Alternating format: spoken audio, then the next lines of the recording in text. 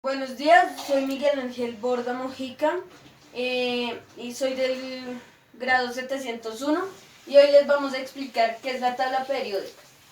Bueno, empecemos con la explicación. Primero que todo, necesitamos saber qué es la tabla periódica.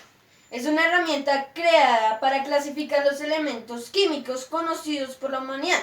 Estos elementos químicos se clasifican por la cantidad de protones que tienen en el átomo, su configuración electrónica y sus propiedades químicas. Y también están clasificados por su símbolo. Sabiendo qué es la tabla periódica, vamos a regresar en el tiempo y vamos a ver la historia de la tabla periódica. La tabla periódica tuvo varios personajes siendo físicos y químicos. Uno de ellos ha sido Lavoisier. Lavoisier en el año 1783, con los 30 elementos descubiertos, los clasificó en metales, no metales, terrios y gas. Vino de Breiner, un químico alemán que descubrió las triadas en ciertos elementos químicos. En 1829 descubrió que los elementos similares pueden agruparse en conjunto de A3. Él decía que las masas de los protones y los neutrones eran iguales. Un ejemplo de estos fue el cloro, el bromo y el yodo. Vino Newlands. Newlands comparó los elementos químicos con notas musicales. Él fue el creador de la ley de las octavas. En 1869 ordenó los elementos químicos por su peso atómico y decía que cada 8 elementos tienen propiedades químicas similares. Vino Mendeleev. Mendeleev en el año 1869 con los 63 elementos los organizó por su peso atómico. Él decía que cada elemento del grupo familiar debía pertenecer en la misma columna vertical. Después de Mendeleev vino Meyer. Meyer en el año 1870 organizó los elementos atómicos por su peso atómico. Él era un trabajo muy similar al que lo hizo Mendeleev.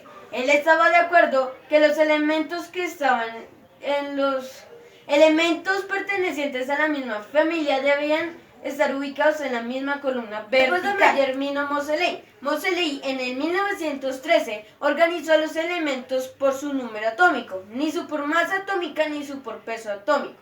Él decía que las frecuencias de los rayos X emitidos por un elemento estaban relacionados con el número de cargas positivas. Sabiendo qué es la tabla periódica, la historia, sus personajes históricos, vamos a ver la organización de la tabla periódica. Los elementos químicos se encuentran organizados por periodos o grupos o familias. Los grupos están en columnas verticales y los periodos están en filas horizontales. Vamos a explicar qué es un grupo o una familia. Los grupos están ubicados en columnas verticales. Cada elemento químico que esté ubicado en un grupo contiene la misma valencia atómica y propiedades similares. Del grupo A1, del grupo 2 son metales. Del grupo 3 al grupo 12 son metales de transición. Del grupo 13 al grupo 17 son no metales. Y el grupo 18 son gases que ya es un grupo. Vamos a pasar a los periodos. Los periodos están ubicados en filas horizontales. Los periodos están compuestos por 7 periodos. Cada elemento que se ubica en un periodo tienen propiedades muy diferentes, pero tienen masas muy similares. Y en cada periodo el elemento tiene un mismo número de orbitales. Vamos a pasar a los elementos representativos. Los elementos representativos están compuestos por el grupo 1 y el grupo 2, llamados grupo S. Y después están compuestos por el grupo 13 al grupo 18. Entonces llamados el grupo P.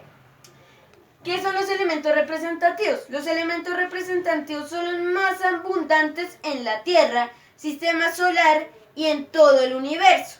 Vamos a pasar a las propiedades de los elementos. Las propiedades de los elementos químicos son características propias de dichos elementos que varían de acuerdo a su posición en la tabla periódica, o sea, dependiendo en su número atómico. Vamos a ver las propiedades más conocidas. Está el primero, que es el radio atómico. Es la distancia que existe entre el núcleo y la capa de valencia. El 2 es la energía de ionización. Es la energía necesaria para separar totalmente el electrón más externo del átomo en este estado gaseoso. Afinidad electrónica. Es la energía que libera a cuando un átomo en estado gaseoso capta un electrón, formándose un ion gaseoso negativo. Electronegatividad. Es la capacidad que tienen esos átomos de atraer en un enlace químico covalente electrones compartiendo con otros átomos. Carga nuclear efectiva. Es la carga real que mantiene unido un electrón al núcleo. El otro es el carácter metálico, un elemento que se considera metal desde un punto de vista electrónico cuando cede fácilmente electrones y no tiene tendencia a ganar. Bueno, muchas gracias.